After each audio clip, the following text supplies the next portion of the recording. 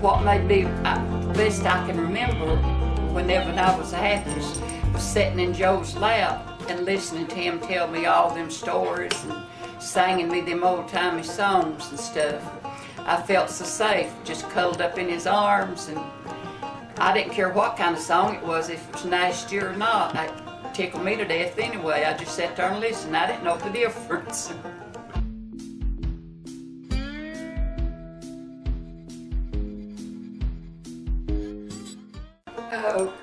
I guess I was about 8, and I'd have to get up at 5 o'clock of the morning, build a fire and a great fireplace, and then go build a fire and stove, and help Zion with breakfast. And then I'd have to run over to the schoolhouse, get kindling, build a fire in the schoolhouse, and that old pot-bellied stove they had.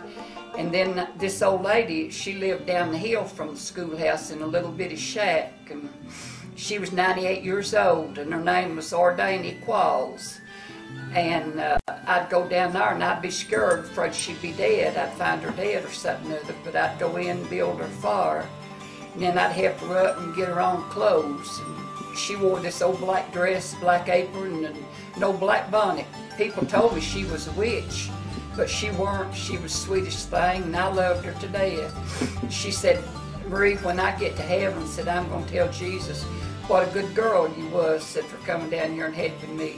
She gave me about $25 a week for building her fires and stuff. We moved up on top of some mountain. I don't exactly remember what the mountain was, but it was up from Callan, Kentucky, and we'd have to walk down that mountain to go to school. But anyway, there was these two men. They were foolish, but they looked like Hercules. They were so big, had big muscles and everything, had big log chains around their neck. They'd come around the hill and be singing. They could sing real good, and they'd sing these old-timey songs.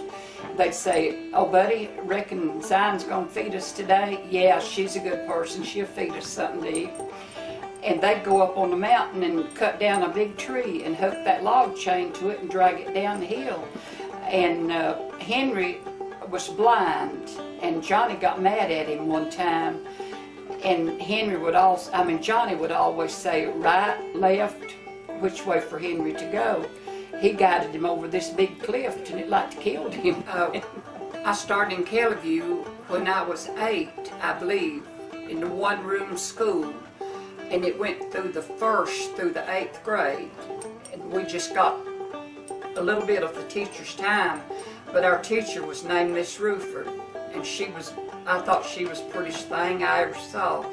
I would give anything to have had her clothes and stuff that she wore, because I just had about one dress, and I'd have to pull it off whenever I went home. But she'd play ball with us and everything, and one day she jumped up to catch the ball. Her dress flew up, and I seen her had on the prettiest petticoat I ever seen in my life, and I thought, Lord, I'd kill to get one of them.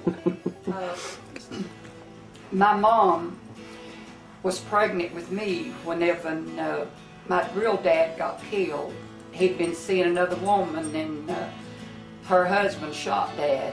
And so after I was born, Mom couldn't keep us up because she couldn't get on welfare. There weren't no food stamps or nothing. And she'd give us about all the way. She'd give me and my brother Junior to Joe and Zion, her brother and his wife. And they was old to start with, but they done the best they could and raised us and everything. And she gave my sister to her other brother and his wife, Geneva, and raised the rest of them herself. And then later on, she met this man, and he had about 7 kids, and so she married him. That was about it. Everything. Zion could cook. Oh God, Zion could cook. About 3 or 4 weeks before Christmas, she would start baking and stuff.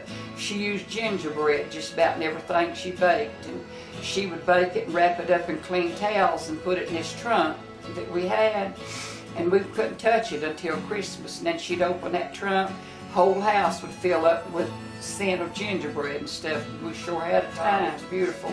The only tree we'd have would be what we went out and cut. We didn't have no lights or nothing on it. But me and June start saving up colored paper and tinfoil and stuff and put it on our pocket. We had this big dairy thing dug out in the hill next to the house, and Joe went and lined it with rocks, and it was real cold in there. We could put our milk and butter and eggs and stuff in there, and it just like being in the dairy. We'd go out there, and Zion would fix all kinds of canned stuff and pickle beans, pickle corn and things. That's what we eat out of. Yeah. About 7 or 8 o'clock, Joe would say, "Oh woman, go out to the dairy and get us something to snack on." She'd go out and get a can of berries or a can of peaches or something other and bring it back in the house, and we'd eat it, have milk, and go to bed. Nice. But me and June was raised in Appalachia, Virginia. Yeah. The rest of them was raised in Kentucky. So I never got to be with them until I was about 14 years old. We was hoeing corn and found this big yellow jacket's nest down in this trunk of a tree. And June said, "Ree," said, "stand right still," and said, "I'm going to drop this big rock on them yellow jackets." And said, "Don't you move," said, "because if you do, they might sting you." So I stood there like a fool, and he threw that rock at them and run, and boy, they covered me up alive. That's one time he really got the blood cut out of him. Joe wore him out for doing that. I come home to Virginia, and he was living with Mom and his dad, Dave, because Mom had married his dad. And so first time I ever seen him, he come out of the mines. They had Dave was contracting the mines and had Jim and Walt working for him. And Walt come out of the mines, and I couldn't see nothing but them pretty eyes of his. And I thought, Lord, that's the prettiest man I ever seen in my life. And so he just ignored me and stuff until after I growed up, and he went in the Army. And we started writing to each other. And then he went to Alaska and come back after a year. We started dating. That's the first time he ever kissed me, was when he come back from Alaska. And he went back then, and he wrote and asked me to marry him. He sent me a ring, engagement ring, through the mail. What? So that was about it. When he come back, we went to Jonesville and got married. Was he on leave when he came back? He was on leave. I got to stay with him 5 days, and he went back to Alaska for another year. Didn't see him for another year. I'd get in contact with him. I'd look forward to them letters. We would burn the post office up writing letters and stuff, but no phone calls, no email or nothing then. You just had to, we sent a lot of pictures to each other. First, I remember whenever I went into labor with Tony, and you was 3, I believe, whenever Tony was born. But anyway, you went with us to the hospital, and Dr. Foley told you, said, "Go back home with your daddy, honey, and I'll send you a little baby sister with red hair." So when I brought Tony home, started to get out of the car, you threw a fit. You said, "I didn't want a baby brother," said, "I wanted a baby girl with red hair." Said, "You take him down there to Eldridge Turner's and swap him for that little girl." Said, "I want a sister." You finally, though, you fell in love with him, and you loved him as good as you would have a sister, I guess. We had an outside toilet like everybody else did. It was down kind of under the hill, and there was this path, I guess you call it a shortcut, that went down beside our house. People used it to go over at Miss Brox's. I went to the toilet. You and Tony got in a fight and screaming and hollering. I jumped out of that toilet, pulling my bloomers up, and I said, "Everybody can't even go shit by themselves." And that Herman Wilson said, "Howdy, Miss Turner." There was this preacher named Useless Lloyd, and he would bore you to death. He'd get up and keep the floor for an hour at a time. And there was this old lady, Granny something or other, forget her last name, but anyway, she'd go, "Lord, I wish she'd sit down." But he'd keep right on. Everybody was bored with him, but I reckon he'd get on the road.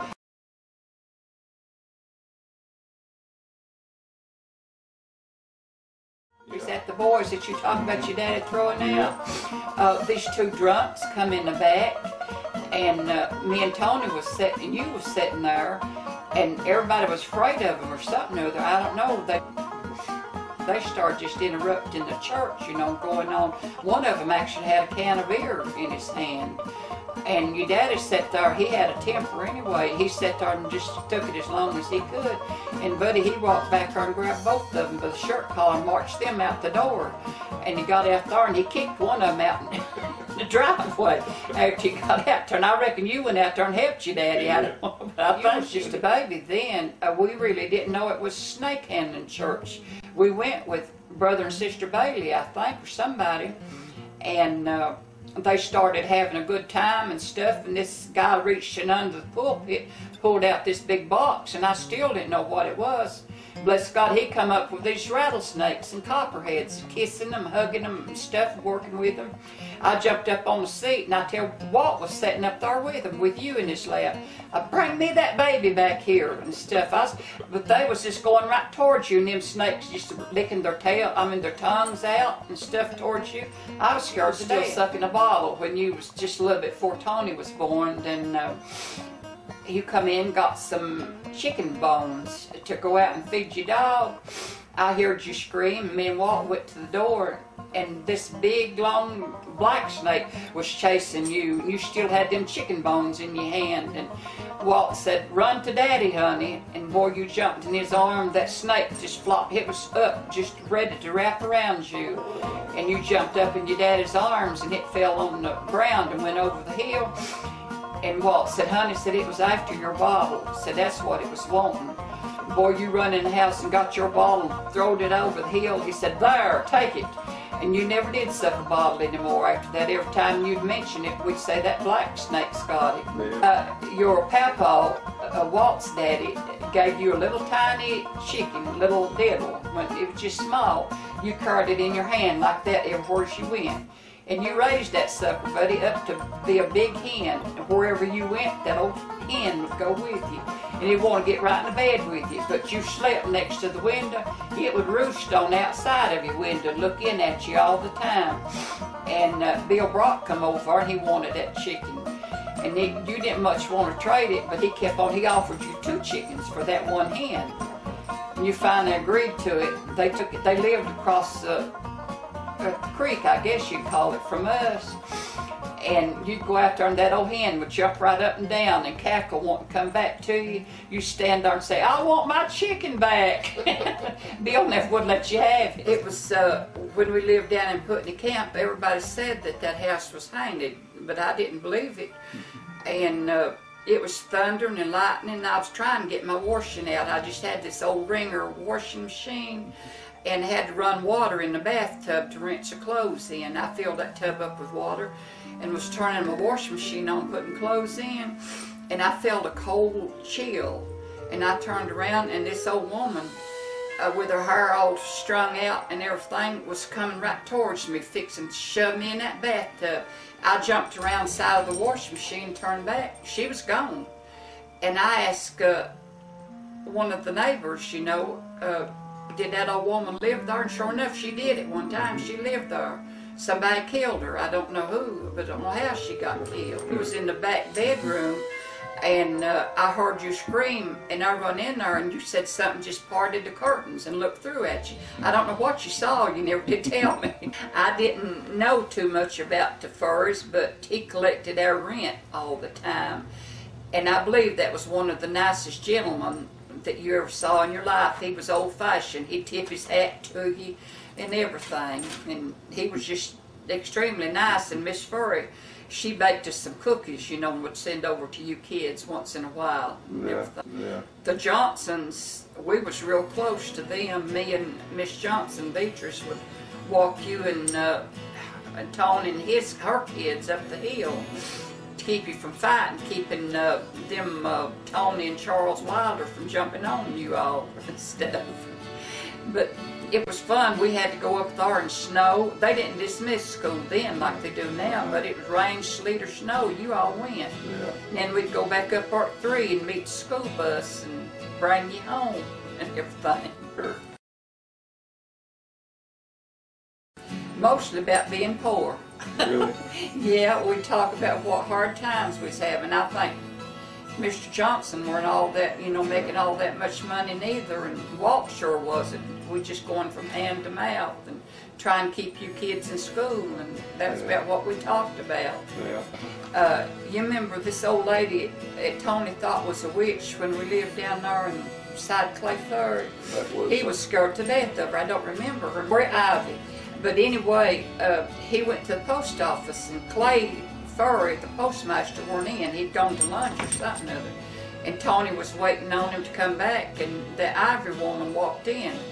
It scared the pee out of Tony. He just pissed all over himself. And Clay come in about that time. Tony was crying. He said, "Now look what you caused me to do." It come a real big snow when we lived down there, and Walt was busy doing something or other. But me and you and Tony went for a walk up in them woods where the trees was bitten down with snow, and that branch was froze over with icicles and stuff. It looked like a winter wonderland. It was so pretty up in there. Nobody had touched it or anything. It was just a path that went through. Yeah. It was so pretty. And during the summer, it was really beautiful. You went to school then, but Tony didn't. He was out on the porch one day, and I was trying to get my work done. It was coming a storm again. And Tony come in the house and said, "Mommy," said, "I hear somebody hollering, 'Help, help.'" I said, "I'll tell you," I said, "That's a bird, it's a rain crow." I said, "Go back out and play." Directly he come in and giggling. Said, "Mommy," said, "You know what that bird's saying now?" I said, "What?" Said, "It's saying, 'Lawrence, Lawrence.'" And I went out on the porch. I knowed it had to be somebody, and this old lady that lived down under the hill, she'd fell flat on her back and couldn't get up. Me and Tony went down and helped her up. When Shirley went into labor, why, you called us, and we all went out to the hospital, boy, and some of Johnson's, and all of them was sitting out in the waiting room, waiting on him to be born. And when he was born, we was all staring through the window at him, and most babies have their eyes closed, but Scotty didn't. He had his wide open. And boy said he was looking around saying, "Which one of them old ugly women is my mommy?" Then Scotty done his fingers like that, just like he's saying everything's okay and stuff. I was tickled to death whenever he was born. But Scotty's always been special, because he was the only one that would ever stay with me. I could have raised him if you all would have let him. That was the happiest time of my life, whenever I get up at 5 o'clock, especially on Thanksgiving or Christmas one, and I'd put either turkey or ham in the oven, have cakes and pies baked and everything. We just all was one big happy family. All of them come in, grab plates and eat and drink and things. And that's the most wonderful time I ever had. I want them to always be theirself, and don't never go against nothing that you think is bad or anything, and always believe in Jesus, because he'll be right there to help you. And don't never do anything that you think would be wrong, anything that you'd be ashamed of, to stand before your parents or stand before God. Don't never do anything wrong like that. Just live the best you could, and just whatever. Enjoy life. That's it. Come on, Pep. Get up in her lap. Come on. Now, you're satisfied?